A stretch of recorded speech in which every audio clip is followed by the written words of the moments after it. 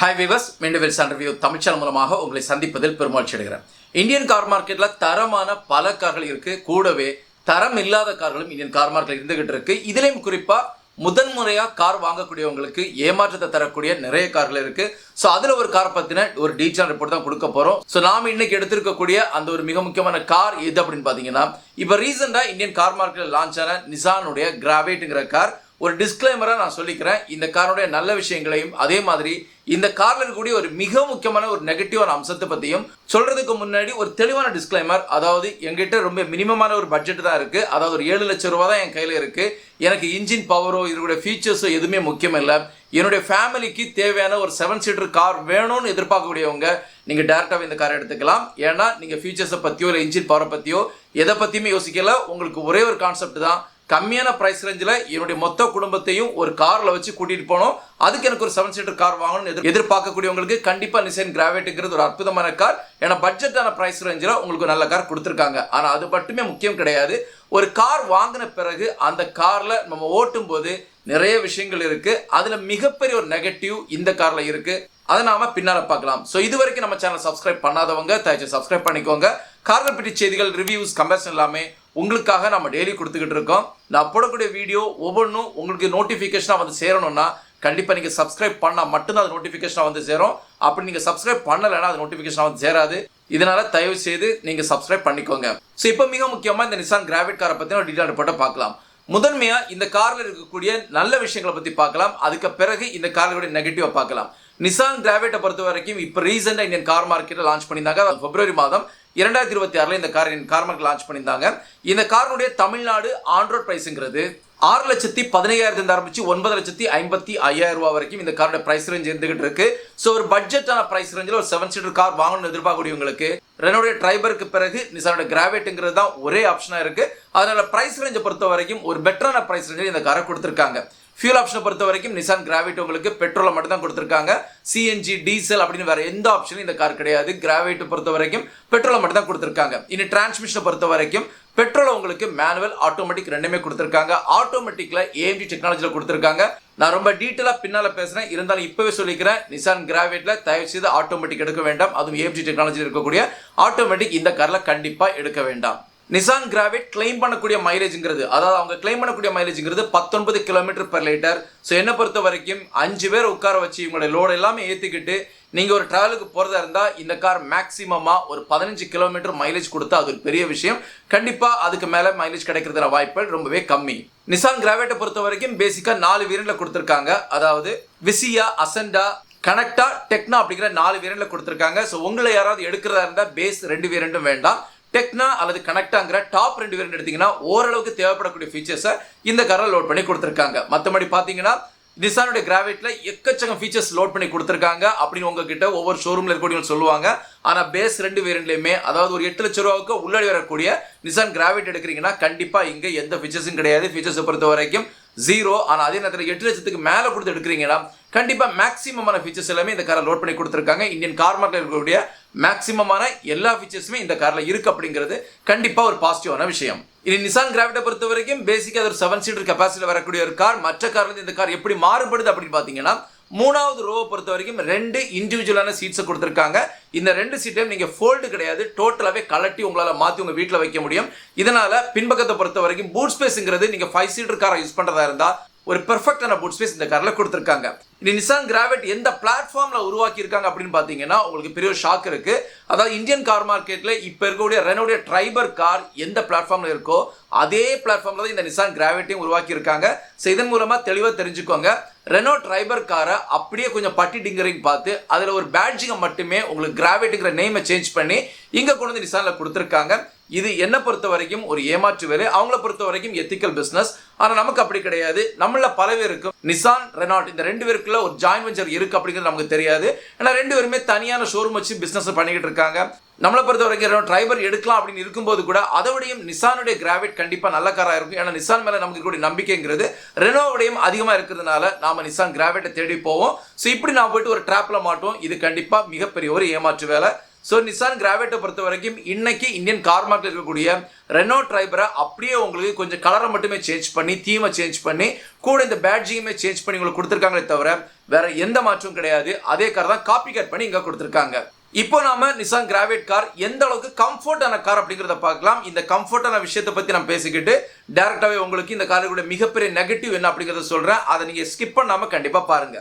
இந்த காரோட லெந்தை பொறுத்த வரைக்கும் 3987 மில்லிமீட்டர் கொடுத்திருக்காங்க. அதை விட்ட பார்க்கும்போது 1734 மில்லிமீட்டர் கொடுத்திருக்காங்க. இந்த வண்டியோட ஹைட்டை பொறுத்த வரைக்கும் 1643 மில்லிமீட்டர் கொடுத்திருக்காங்க. ஸோ லெந்த் வித் ஹைட் இந்த மூணையுமே அடிப்படையாக வச்சு நிசான் கிராவேட் எந்த அளவுக்கு கம்ஃபர்டான கார் அப்படின்னு கேட்குறீங்கன்னா ஃப்ரண்ட் ரோ பொறுத்த வரைக்கும் ஓரளவுக்கு டீசென்டான கம்ஃபர்ட் இந்த கார்ல தாராளமாக கொடுத்துருக்காங்க. நீங்க எவ்வளவு பெரிய லாங் ஜர்னிக்கும் ஈஸியாக உட்காந்து டிராவல் பண்ணக்கூடிய அளவில் நிசான் கிராவேட்டோட ஃப்ரண்ட் ரோ இருக்கு. இதுல எந்த ஒரு மாற்று கருத்தும் கிடையாது.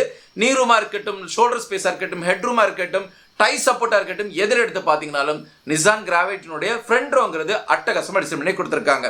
செகண்ட் ரோ பொறுத்த வரைக்கும் 3 பேருக்கு வந்து டிராவல் பண்ண கூடிய அளவில் அவங்க டிசைன் பண்ணியிருந்தாலும் ஒரு 2 பேர் உட்காந்து நல்லா கம்ஃபர்ட்டாக டிராவல் பண்ணலாம். அதனால 3 பேர் உட்காந்தீங்கனாலும் ஒரு 250 கிலோமீட்டர் வரைக்கும் தாராளமான கம்ஃபர்ட்டோட இந்த காரை டிராவல் பண்ண முடியும் அப்படிங்கிறதுல எந்த ஒரு மாற்று கருத்தும் கிடையாது. எங்க ட்விஸ்ட் இருக்கு அப்படின்னு பாத்தீங்கன்னா 3வது ரோவில் ஒரு பெரிய ட்விஸ்ட் இருக்கு.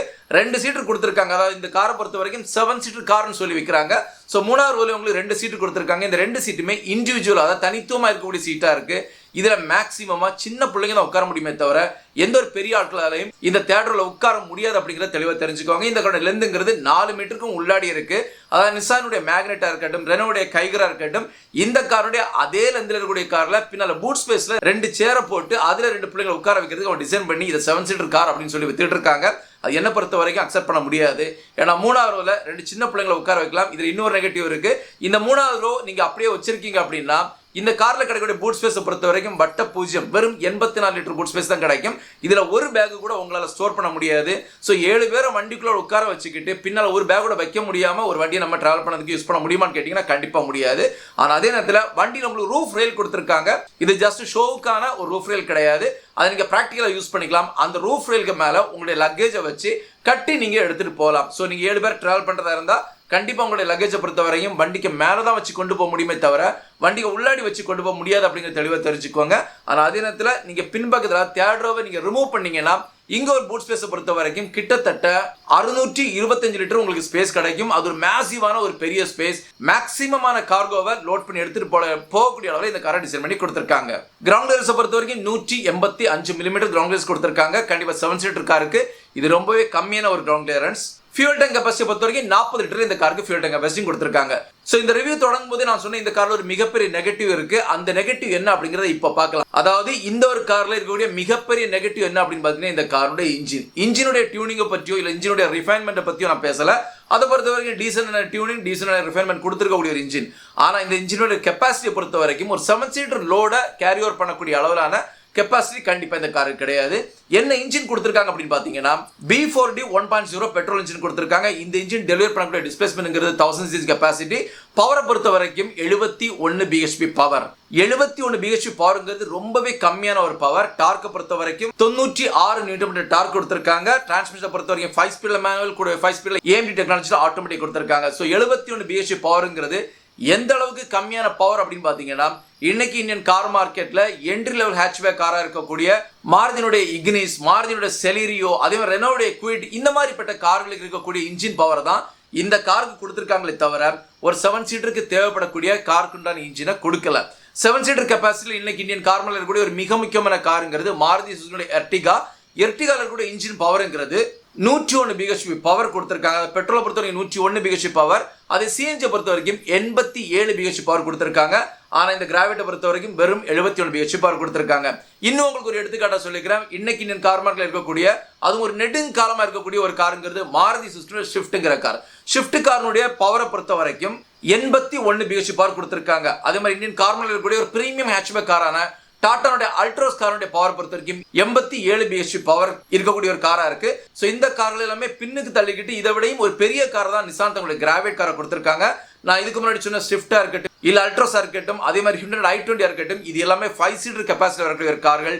இந்த கார்கள் எல்லாமே 83 bhp பவர், 87 bhp பவர் கொடுக்கும்போது 7 பேர் உட்கார வச்சு டிராவல் பண்ணக்கூடிய இந்த ஒரு நிசான் கிராவேட் காரை பொறுத்த வரைக்கும் வெறும் 71 bhp பவர் கொடுத்திருக்காங்க. 71 bhp பவர் இருக்கக்கூடிய இந்த ஒரு கார் எடுத்து நீங்க ஓட்டுனீங்கன்னா கண்டிப்பா உங்களுக்கு ஒரு டிரைவிங் பெர்ஃபார்மன்ஸோ இல்ல ஒரு டிரைவிங் கம்ஃபர்ட்டோ ஒரு டிரைவிங் டியூனிங்கோ எதுவுமே இருக்காது. 5 பேரை உட்கார வச்சு உங்களுடைய கார்கோவையும் லோட் பண்ணீங்கன்னா நீங்க ரோட்ல வண்டியை ஓட்டும் போது உங்களுக்கு எந்த ஒரு கம்ஃபர்ட்டும் இருக்காது. இதனால வண்டியை எடுத்த பிறகு கண்டிப்பா நீங்க வேதனைப்படுவீங்க. இதனால வண்டி எடுக்கிறதுக்கு முன்னாடியே தெளிவா வண்டியை ஓட்டி பாருங்க. ஓட்டி பார்க்காம இந்த வண்டி எடுக்க வேண்டாம். ஏன்னா நம்மள பல பேரும் ஒரு பட்ஜெட் பிரைஸ் ரேஞ்சில் நம்ம மொத்த ஃபேமிலியுமே எடுத்துட்டு போகக்கூடியதுக்கு இந்த கார் ஒரு நல்ல காரா இருக்கும் அப்படின்னு நம்ம ஆசைப்பட்டு வாங்குவோம். ஏன்னா வண்டி பார்க்கறதுக்கு அட்டகாசம் லுக்க கொடுத்துருக்காங்க. மேக்ஸிமமான எல்லா ஃபீச்சர்ஸுமே வண்டிக்குள்ள லோட் பண்ணி கொடுத்துருக்காங்க. வண்டி ஓப்பன் பண்ணி உள்ளாடி போனீங்கன்னா வண்டிக்குள்ள தீவுங்கிறதே பார்க்கறதுக்கு அட்டகாசமா லுக்க கொடுத்துருக்கு. லெதர் ஹீட்டா இருக்கட்டும், டச் ஸ்கிரீன் இன்ஃபர்மேஷன் சிஸ்டமா இருக்கட்டும், இல்ல எம்ஐடியா இருக்கட்டும், எதில் எடுத்து பார்த்தீங்கன்னாலும் நிசான் கிராவிட் பார்வைக்கு பெர்ஃபெக்டான காராக இருக்கு. ஆனால் அதே நேரத்தில் இந்த வண்டியை ஓட்டுறதுக்கு நீங்கள் யூஸ் பண்ண முடியுமான்னு கேட்டிங்கன்னா கண்டிப்பாக ஒரு பவர்ஃபுல்லான இன்ஜின் இந்த காரில் கிடையாது.